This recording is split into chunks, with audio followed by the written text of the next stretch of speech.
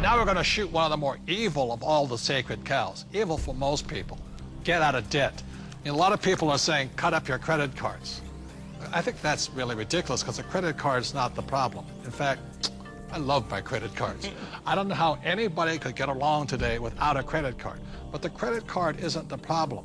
It's lack of financial education is the problem. The entire currency supply, all of the dollars in existence, require debt. You can't have a dollar without debt. A dollar is just an IOU. It's borrowed into existence either by the government creating a bond which promises to pay interest, you've got to pay out of future taxes, or people create currency by taking out a loan at the bank, fractional reserve lending. Every month there's a payment due on those dollars that you created. Right, and this credit card is a fast way of creating money because there's really no money in this card. See, let's say I go to the store, there's no money in it, and I charge $100.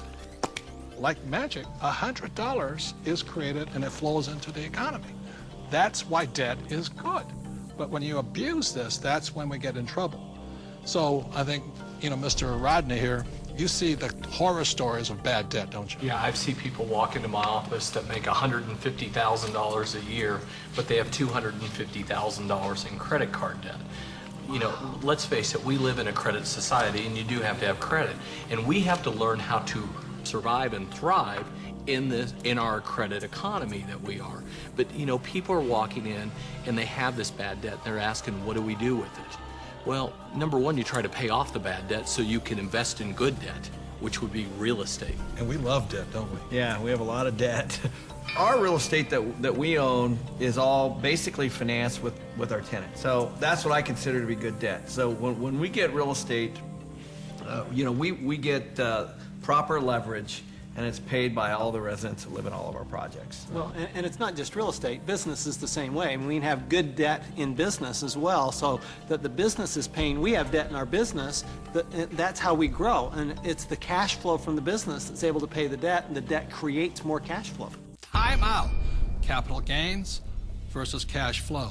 See, in my opinion, 90% of the people invest for capital gains. That's why they say, well, my stock price went up or my house went up in value.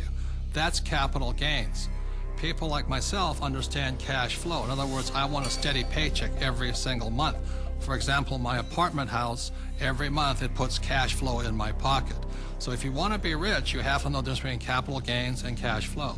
Capital gains is technically gambling. You're hoping something will change.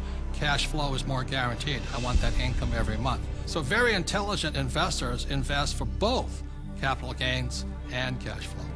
People say, I like real estate. I don't really like real estate. I just love debt because it's so easy to get a loan on real estate, right? Well, here, I like the analogy that you use sometimes. Say if you put $1 million of cash into a mutual fund, you get whatever you get paid.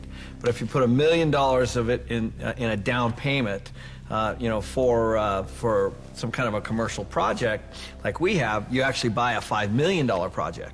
Right. So you're actually getting a $5 million asset with $1 million versus $1 million of mutual funds, and so the value you're creating on that real estate is on the $5 million, not the $1 million, by using banks' leverage. And the tax benefits that you get on the real estate isn't on the $1 million either. It's on the $5 million. So you not only increased leverage on your cash flow and on your growth in your asset, but you've also increased your leverage on your taxes. Well, here's what we're doing. We get these loans, the tenants are paying them off. That's the point. Oftentimes people don't look at that. And they're paying it off with after-tax dollars. Yeah, they're moving into our places, they're paying our rent, we're taking that rent and we're paying our mortgages, and our mortgages are getting paid down to zero. Wait a minute. Ken's talking about these $1 million deals. Let me tell you how I started. I'm somebody that knew absolutely nothing about money or financing or investing, and I began investing with a little 2-bedroom, 1-bath house, and this was back in 1989. The house cost me $45,000. I had to put down $5,000, of which I didn't have, and I had a mortgage or good debt of $40,000. And the reason it was good debt is because every month I would collect the rent, I would pay the expenses, I would pay my mortgage payment, and at the end of the month, I had a positive cash flow of $25.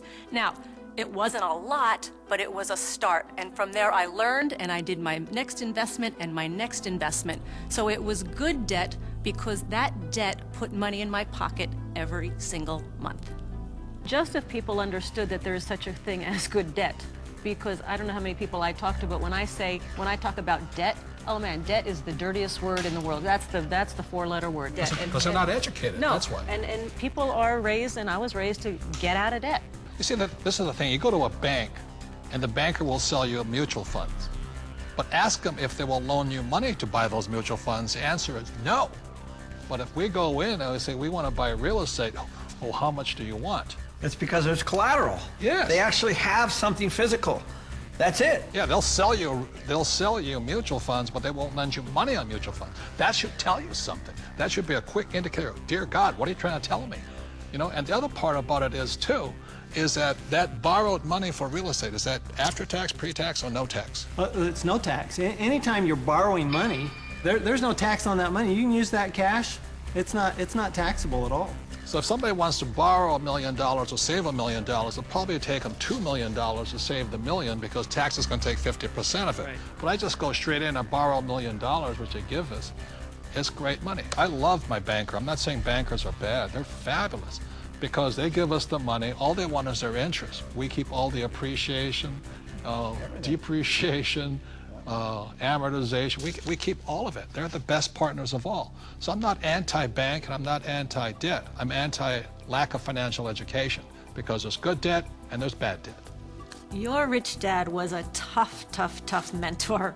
But, you know, I think some of the greatest mentors are tough because a really great mentor will push you to go beyond where you think you can go. And that's some of my best mentors. That's what they've done for me. Yeah, and I didn't always listen to my rich dad. I still remember I did the real estate course, you know, and I went running out in Honolulu, and I found this condo, and it was for $64,000, and it didn't cash flow. So I went to see my rich dad, and I said, but it's going to go up in value. In other words, capital gains. He says, never buy anything that goes up. It must cash flow. And I said, no, it's going to go up. And we argued and argued and argued.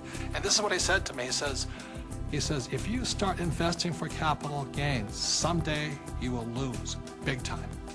So I let that condo go. I didn't pay $64,000. Today it's probably worth $300,000, but I learned the lesson from my coach, my rich dad.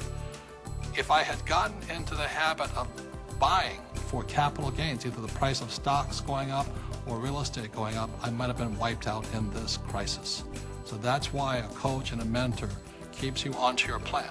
And helps you create and develop very, very good financial habits. Because if you have poor financial habits as you're in your personal life, you're going to take those into your investment life. So one of the most important things is they will help you develop great financial habits. Because when markets go up, greed sets in, and greed makes people stupid.